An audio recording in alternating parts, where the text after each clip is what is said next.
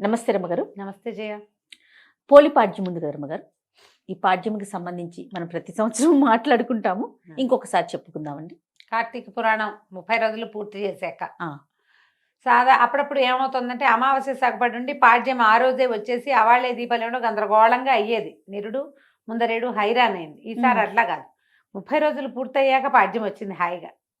పోలి పాడ్యం ఈ 30 రోజులు దీపారాధన చేసేసి అమావాస్య నాడు కూడా దీపారాధన చేసుకున్నాక పాడ్యమి నాడు అంటే మార్గశిర శుద్ధ పాడ్యమి రోజున జ్వాలా తోరణంలాగా, అంటే ఈ పైనండే తోరణం కాకుండా దీపమాలికల్ని నీళ్లలో వదిలిపెట్టడం. ఓహో. నీటిలో వదులుతారు. అమావాస్య నాడే వదిలేవాళ్ళు బోళ్ళంతమంది కనపడతారమ్మా. అమావాస్య నాడు దీపాలు వదిలేసి పోలిపాడ్యమి నాడు కూడా దీపాలు వదిలేవాళ్ళు ఇంకొంతమంది కనిపిస్తారు. మీరు అమావాస్య నాడు పాడ్యమి నాడు ఏ రోజు కుదిరితే ఆ రోజు ప్రవాహంలో వదలాలి. మన ఇంట్లోనే టబ్బు పెట్టుకుని టబ్బులో దీపాలు సూక్ష్మంలో మోక్షం అని చేస్తారు కానీ ఏమో దానికోసం ప్రత్యేకంగా ఎక్కడైనా పరివాహక జలాలు ఉంటే అక్కడికి వెళ్ళండి. ఈ ఏడాది కాకపోతే వచ్చే ఏడాది పై ఏడాది నాకు మళ్ళీ అనుకోండి కావేరి స్నానం అనుకుంటాను నేను. ఆ కావేరి ససేమిరా కుదరదు, ఎప్పుడు కుదరదు నాకు. 5 సంవత్సరాలు కార్తీక పురాణం మొదలుపెట్టిన రోజు నుంచి ఈ సంవత్సరమైనా నేను కావేరి స్నానం చేయాలి. కుదరట్లా, టైం రావాలి రమ్మగారు. రంగనాథుడు పిలవాలి మనని, అంతే కదా. ఆయన ఎప్పుడు పిలుస్తాడో చూడాలి. పిలిస్తే కావేరి స్నానం చేయటం. నదీ స్నానం నీళ్ళల్లో ఇంకేం చేస్తాం, సూక్ష్మంలో మోక్షం అని మన దగ్గరే ఒక టబ్బు ఏదో పెట్టుకుని ఆ టబ్బులోని దీపాలు వదిలిపెడతారు. ఈ అరటి డిప్పల్ని, అరటి దొన్నెలు ఉంటాయి కదా మన కాండం తాలూకు దొన్నె, దాంట్లో ఏదైనా పదునైన చిన్న క్యాప్ తోటి ఇట్లా చేస్తే గుండ్రంగా లేచి వస్తుంది. అవును. ఈ గ్యాపుల్లో ఆవు నెత్తుతో ముంచిన కుంభవత్తుల్ని, పువ్వొత్తులు అంటాం కదా, అవును, వాటిని పెట్టి వెలిగించి నీళ్ళల్లో వదిలిపెట్టి దండం పెట్టుకోవటం. ఆ దీపానికి ఒక బొట్టు కాటుగా పెట్టడం, కాటుక కదలే పసుపు బొట్టు పెట్టడం, 2 అక్షింతలు 2 పువ్వులు పెట్టి నీటిలో వదిలిపెట్టడం. ఈ పోలి పాడ్యమికి ప్రత్యేకంగా పోలి స్వర్గారోహణ కథ చెప్తారు. అవునండి. ఈ పోలి స్వర్గారోహణ కథ ఎందుకు చెప్పబడుతుందో విన్నాం. ముందు మనం మాయలో చిక్కుకుని ఉంటాం జయ. దేవుడని, పూజని, పునస్కారం అని, ఇది మంచి రోజులని, నదీ స్నానం అని యావగా ఉంటుంది ఎవరికైనా, అందరికీ ఉంటుంది. దాంతోపాటు సంసార తాపత్రయం ఒకటి ఉంటుంది. ఇల్లని, వాకిలని, పొయ్యి మీద పాలని, పిల్లల స్కూల్ అని, మొగుడు క్యాంప్ అని, మధ్యలో మగవాళ్ళ తాలూకు వాంటింగ్స్ అని అన్నీ ఉంటాయి. మగవాళ్ళకి ఉంటాయి, ఆడవాళ్ళకి ఉంటాయి. వీటితో పాటు వాళ్ళు కొత్త చీర కట్టుకున్నారు, వీళ్ళు ముత్యాలు నగేసుకున్నారు, వాళ్ళు పువ్వులు బోళ్ళని చేశారు, వాళ్ళు బ్రహ్మాండంగా చేసుకున్నారు, వాళ్ళు 100 దీపాలు వెలిగించారు, నేను 10 వెలిగించా. ఈ చింతలు కూడా ఉంటాయి. మాయలో చిక్కుకుపోయి ఉంటాం. ఓకే. ఒక్కరోజైనా ఈ కార్తీక 30 రోజుల్లో కనీసం ఆఖరి రోజైనా మాయని తొలగించుకుని భగవంతుడి పైన ఆయన మీద తదేక దృష్టితోటి భగవదారాధన మాత్రమే చేయటానికైనా ఈ రోజును వాడుకోండి అని చెప్పడానికే ఈ పాడ్యమిని కలిపారు ఇందులో. మనకి ఈ తాపత్రయాలు లేని వాళ్ళు ఎవరుంటారో ఒకళ్ళ పేరు చెప్పు. అస్సలు మనం కూడా లేమండి. ఎంత ప్రవచనాలు చెప్పినా, కార్తీక పురాణం చెప్పినా అన్యమనస్కంగా ఉంటుంది మనసు, అంతే. అలా సంసారమాయ, విష్ణుమాయలో చిక్కుకునే ఉంటాం మనం. మాయని తొలగదీసుకుని అసలు రహస్యాన్ని, అసలు విషయాన్ని, చిదంబర రహస్యాన్ని తెలుసుకోగలిగటమే కష్టము. దానికోసం ఏటా వచ్చే కార్తీక మాసము దాని పక్కనే పోలిపాడ్యమి వస్తుంది. 30 రోజులు ఏదో రకంగా ఏడ్చావు, ఈ ఒక్కరోజునే సజావైగా ఏడవండి అని చెప్పటం అన్నమాట. ఎలాగోలా చేసాం. పొద్దున్నే రోజు లేస్తూ పక్కనున్న వాళ్ళు విసుక్కుని, పిల్లలు విసుక్కుని, మనకే అబ్బా చేత కావట్లేదు దేవుడా, కార్తీక మాసం ఇంకా ఎన్నాళ్ళు ఉంది అని డేట్లు లెక్క పెట్టుకుని చేయము. అవునండి. అమ్మో ఇంత చల్లగా ఉన్నాయి, వాచ్మెన్ చచ్చిన వాడు ఇలా చేశాడని ఆయన ఎవరో తిట్టడం, మనుషులు తిట్టుకుంటాం. వేడి నీళ్ళు పోసుకోలేకపోతున్నావు, బాధగా ఉంటుంది. సన్నీళ్ళు పోసుకోలేకపోతాం. గుడికి వాళ్ళు ఎవరైనా ముందు వెళ్ళిపోతారేమో అనిపిస్తుంది. ఎవరో ముందొచ్చి దీపాలు పెట్టేసారు, దొంగ మహాలు నిద్రలు పోవో ఏమిటో ఇవి అని వాళ్ళెవరినో తిడతాం. ఇంతే. ఇవేవీ లేకుండా నిర్మల చిత్తంతో భగవంతుణ్ణి ఈ ఆఖరి దీపంతో ఆరాధించండి. కార్తీక దామోదర ప్రీత్యర్థం. పోలి కథ కూడా మాయకి సంబంధించిన కథే చెప్తారు. కృష్ణా జిల్లాలో, కృష్ణా తీరంలో, నదీ తీరం బాదర అనే ఒక గ్రామం ఉండేదట. ఈ బాదర గ్రామంలో పోతడు అనే ఒక చాకలి ఆయన గురించి చెప్తారు. ఆయనకి మాలి అనే ఒక భార్య, 4 కుమారులు ఉన్నారు. పోతడు మంచివాడు, ఊరి వాళ్ళ బట్టలు అందరి మురికి పోగొట్టేవాడు, కానీ తన ఇంట్లో పేరుకుంటున్న మురికిని పోగొట్టలేకపోయాడు. తన భార్య మహాగయ్యాళి ఆ మాలి. ఈవిడ 4 కుమారులకి వివాహాలు చేశారు సరైన సమయంలోనే. పిల్లలు కాస్త యుక్త వయస్కులయ్యాక పెళ్ళిళ్ళు చేస్తే మొదటి 3 కోడళ్ళు గయ్యాళి వాళ్ళే అత్తగారిలాగా. ఒకళ్ళ మీద ఒకళ్ళకి చెప్పుకుంటూ ఉండటము, డివైడ్ అండ్ రూల్ చేయటము, నువ్వెంతని నేనెంతని మాట్లాడుకోవటాలు ఇవన్నీ ఉన్నాయి. ఆఖరి కోడలైన పోలి చాలా బుద్ధిమంతురాలు. భగవంతుడి మీద చిత్తను నిలపగలిగేది. భర్తతో ప్రేమగా, ఆపేక్షగా, వివాహితకి భర్తే దైవం లాంటి భావాల్లో ఉండేది. ఏ జాతైనా అంతే. మొగుడికి ఇష్టమయ్యేదిగా వండి పెట్టడం, అతను చెప్పిన మాట వినటం, అతను ఏదైనా ఒకటి అనుకుంటే దాని ప్రకారం పనిచేయటం, అతను సమయానుకూలంగా తన పనులను సర్దుకోవటం, ఇంతే చాలమ్మా. పూజ అంతే చేయాలి కదా. ఆ మొగుళ్ళకి, అదే కదా. ఏమక్కర్లా, ఇదే చేయాలి. అనుకూల దాంపత్యం అంటే ఇదే. వీళ్ళు బాగా చూస్తున్నారు, అవతల వాళ్ళు కూడా బాగా ఉంటారు. అయినా ఉండని దౌర్భాగ్యులు కొంతమంది ఉంటాయి, కొన్ని జాతులు. దానికి మనం ఏం చేయలేం.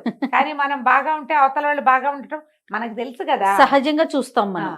అయితే ఏమైంది, ఈ పై 3 కోడళ్ళు అత్తగారు ఏకమయ్యి ఈ పోలిని నానా హింస పెట్టేవారు.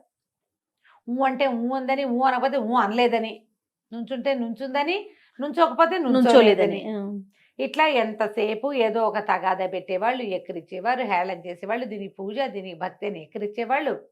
ఆ మొగుడు రాగానే వాడితోటి బాగుండేందుకు అవకాశం ఇవ్వకుండా, మీ ఆవిడ ఏం చేస్తుందో తెలుసా, పొద్దున్నుంచి ఒకే పని చేస్తోందంటే ఏమే అని వాడు చెంపకాయ కొట్టేవాడు, కొట్టించేవాళ్ళు.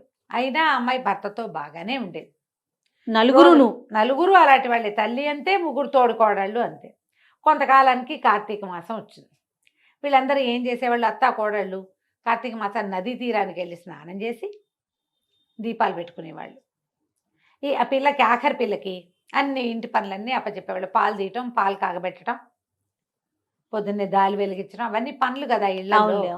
పొయ్యి మీద అన్నం పడేయటం, ఇవన్నీ చేసి. అయితే వాళ్ళు రోజు వెళ్ళేవాళ్ళు, కానీ ఇది పాలు సరిగా తీసిందో తీయలేదో, మొద్దు మొహంది, గబగబా పని చేయదు అని ఒకళ్ళు, ఆ వెన్న తీసి కాస్త ఒంటికి రాసుకుంటుందో ఏమిటో, అసలే శీతాకాలం అనేవాళ్ళు ఇంకొకళ్ళు. అన్యాయంగా మాట్లాడతారు అంతే. కొంతమంది మనుషులు అలాగే ఉంటారు.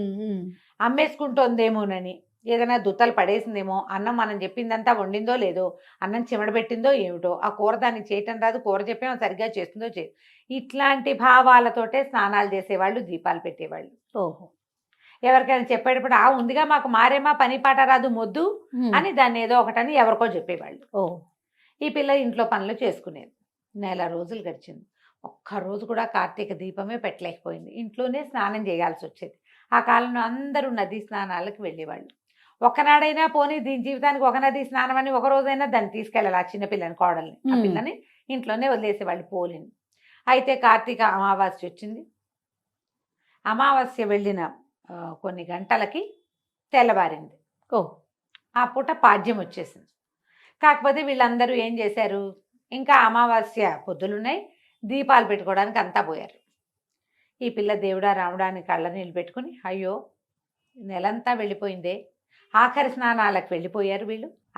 కార్తీక అదే అమావాస్య రోజు పొద్దున్నే పోయారు, మధ్యాహ్నానికి అమావాస్య వెళ్ళిపోయి పాడ్యం వచ్చేస్తుంది. అందరు వెళ్ళిపోయారు ఆఖరి స్నానాలకి. ఒక్క నదీ స్నానం చేయలేదు, దేవుడికి ఒక్క దీపం పెట్టలేదు. ఏం చేయాలి అని బాధపడుతూ ఆ పిల్ల ఏం చేసింది, పొంతలో ఉన్న నీళ్ళు చేసి స్నానం చేసింది. ఇంట్లోనే కృష్ణా, గోదావరి, గంగా, కావేరి అనుకుంటూ స్నానం చేసింది. అక్కడి నుంచి వెన్న చిలికి వెన్న తీసింది. వెన్న తీస్తే కవ్వం అంతా జిడ్డు, చెయ్యి అంతా జిడ్డు. పిల్ల అనుకుంది, ఇంత జిడ్డు ఉంది కదా, ఈ కవ్వ అనుకున్న వెన్న తీసి కాస్త దీపం పెడదామని ఈ చీర కొసలు కొంచెం మెత్తటి చీర ఆ నలిగి చిరుగులు పెట్టింది. కొస నుంచి ఇట్లా దారాలు లాగి అంత దారం తీసి ఇట్లా మెలిపెడితే అంతంత ఒత్తులు చేసింది 2. ఆ వెన్న మీద బాగా మెదిపి జిడ్డు అంటించింది. అంటించి నీళ్ళ బాణాలు ఉంటాయి, చాకలి బాణ అంటారు, ఆ బాణలో పొయ్యి మీద పెట్టి చౌడు అవి వేసి బట్టలు ఉడికిస్తారు. కమ్ము బిడవటం అంటారు దాన్ని ఊళ్ళల్లో. బట్టలు కమ్ము బిడవటం అంటే చౌడేసి ఉడకబెడతారు. చౌడు అంటే ఏంటంటే అదొక రకమైన సున్నం, చవిటి సున్నం అంటే మన బ్లీచింగ్ పౌడర్ అలాంటిది చౌడు అంటారు. చాకళ్ళకి బాగా తెలుస్తుంది ఆ పేరు. మా ఊళ్ళో కూడా చేసేవాళ్ళు. కమ్ము పిడిచి తేవడం, పంచెలు అవి కమ్ము పిడిచేవాళ్ళు. పంచెల్ని బాగా వేసి ఉడికిస్తే గాళ్ళల్లో ఉన్న మురికంతపై తెల్లగా వచ్చేవి బట్టలు, కర్రకర్రలాడుతూ ఉంటాయి అన్నమాట, చక్కగా ఫెల్ఫెళ్ళాడుతూ బట్టలు. ఆ బాణలో ఆ దీపం వదిలిపెట్టి దండం పెట్టుకుంటుంది. దండం పెట్టుకుంటుంటే విష్ణుమూర్తి, ఆయనట కార్తీక దామోదరుడు కదా, వైకుంఠంలో నిలబడి చూస్తున్నట్ట. చూస్తుంటే ఒక బాణలో కదులుతున్న దీపం ఆయన్ని ఆకర్షించింది. అది చూస్తే ఆ పిల్ల భక్తిగా బాణ దగ్గర కూర్చుని మోకాడి తండా వేసి, కార్తీక దామోదర రక్షించు తండ్రి, స్నానం చేయలేకపోయాను, ఈ పూజని నీకు సమర్పిస్తున్నాను అని దండం పెట్టుకుంటాను. ఆయనకి ఎంత నచ్చిందంటే, ఇది కదా భక్తి అని సుశీలుడు పుణ్యశీలుడు అని ఈయన దగ్గర ఈ వీళ్ళు ఉన్నారు పార్షదులు. సుశీలుని పిలిచి భూలోకంలోకి వెళ్ళి ఆ దీపం విడిచిన పోలిని తీసుకురా అని చెప్పాడు. అక్కడి నుంచి దివ్య విమానం వచ్చేసింది. రావటం, ఈ అమ్మాయి పోలిని రెక్కబట్టి లేవదీసి విమానంలో కూర్చోబెట్టుకున్నారు. విమానం వెళ్తుంది. ఈ కార్తీక మాసం అంతా స్నానాలు చేశారు. నదీ తీరాన్ని ఉన్నారు.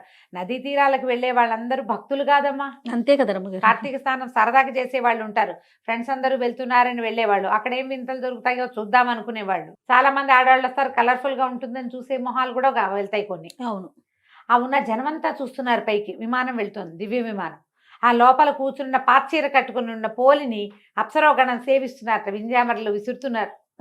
అందరే పోలి పోలి పోతాడు కోడలు, ఆఖరి పిల్ల పోలి స్వర్గారోహణ వెళ్ళిపోతుంది అని విమానం ఎక్కుతుందంటే కోడళ్ళు ఆశ్చర్యపోయారు. అయ్యి బాబా ఇది వెళ్ళిపోతుందని పరిగెత్తుకుంటూ వెళ్ళి అత్తగారు వెళ్ళి పోలి కాళ్ళు పట్టుకుంటా. పోలి కాళ్ళు వేళ్లాడేసుకుని కూర్చుందిట విమానంలో ఓ బయటకి కాళ్ళు పట్టుకుంది. అత్తగారి కాళ్ళు పెద్ద కోడలు, పెద్ద కోడలి కాళ్ళని రెండో కోడలి కాళ్ళని మూడో కోడలు పుచ్చుకుని వేళ్లాడుతూ వెళ్ళారు. అక్కడ కూడా వదల పైకి వెళ్ళేసరికల్లా ఆ సుశీలుడు అన్నట్ట, మీరెవరు, మీకు మాతో పాటు వచ్చే అర్హత లేదు, పొండి పొండి వదిలేయండి చేతులు అన్నట్టు.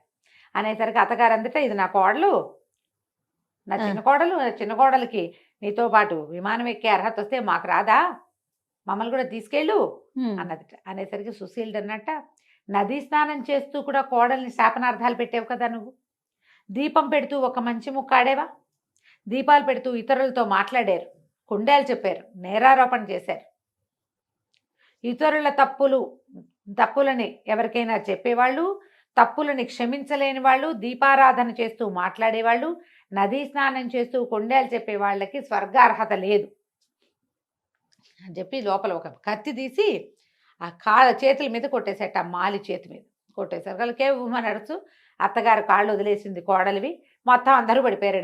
కిందకి గుంపంతా కింద పడిపోయింది. జనాలంతా చూస్తూ ఉండగానే ఎత్తి తడుముకున్నారు. వీళ్ళు లేచి పోలిని మాత్రం చక్కగా స్వర్గారోహణ చేయించేశారు. అమ్మాయి సశరీరంగానే విష్ణు సాయుధ్యాన్ని పొందింది. ఈ కథను చెప్పుకుని నీళ్ళలో దీపాలు విడిచిపెట్టండి. దీనికి ముందు ఏం పూజ చేయాలి అందరూ అడుగుతారు. మీరు విష్ణు పూజ చేస్తూ ఉంటే విష్ణుమూర్తికి పూజ, దీపాలు పెద్దగా పూజ పునస్కారం రావండి, మామూలుగా పెట్టిన దేవుడికి దీపాలు పువ్వులు పెట్టండి, చక్కగా దీపము ధూపము పెట్టండి, 4 అరటిపళ్ళు, 2 కొబ్బరికాయలు, 4 లెక్క కాదు క్యాజువల్గా చెప్తున్నా, పళ్ళు కొబ్బరికాయ అవి నివేదన చేయండి, దీపాలు పెట్టుకోండి ఇంట్లో. తర్వాత నీళ్ళలో దీపాన్ని వదిలిపెట్టండి. ఓకే. విష్ణువారాధన చేసేవాళ్ళు విష్ణువారాధన, శివారాధన చేసేవాళ్ళు శివారాధన. ఏం కాదు, రోజువారీ మేము ఊరికే దీపం పెట్టుకుంటాం, అవి కూడా పెట్టుకోండి. ఓకే. పెట్టుకోవటం, ఈ దీపాన్ని నీటిలో వదిలిపెట్టి ఈ కథని చదువుకుని విని 2 అక్షంతలు దేవుడి మీద వేసి మీ మీద వేసుకోండి. పోలి స్వర్గారోహణ కథ పూర్తవుతుంది. దీపాలు నీళ్లలో విడవటంతో కార్తీక మాసాన్ని పూర్తిగా సుసంపన్నం చేసుకుంటాం. ఈ 30 రోజుల్లో చేయలేని వాళ్ళందరూ కూడా ఈ చివరి రోజున చేసినా కూడా మీకు పూర్తి కార్తీకాన్ని ఆచరించిన ఫలితం లభిస్తుంది. ఏకైక రూలు, ఇతరులని నిందించవద్దు. దీపారాధన చేసేటప్పుడు కానీ, దైవారాధన చేసేటప్పుడు కానీ, స్నానం చేసేటప్పుడు కానీ మాట్లాడవద్దు. అంతే. నమస్కారం చేసుకోండి, అయిపోతుంది. ఏదైనా ఇబ్బంది కనుక అలా అనిపిస్తే రమ్మగారు, పీరియడ్స్ వస్తే వచ్చే సంవత్సరం చేసుకుందరు కానమ్మా, ఏం కొంప మునక లేదు. పీరియడ్లో ఉన్నా చెయ్యండి, ఇలాంటివి నేను చెప్పను. నమస్తే రమ్మగారు. నమస్తే జయ.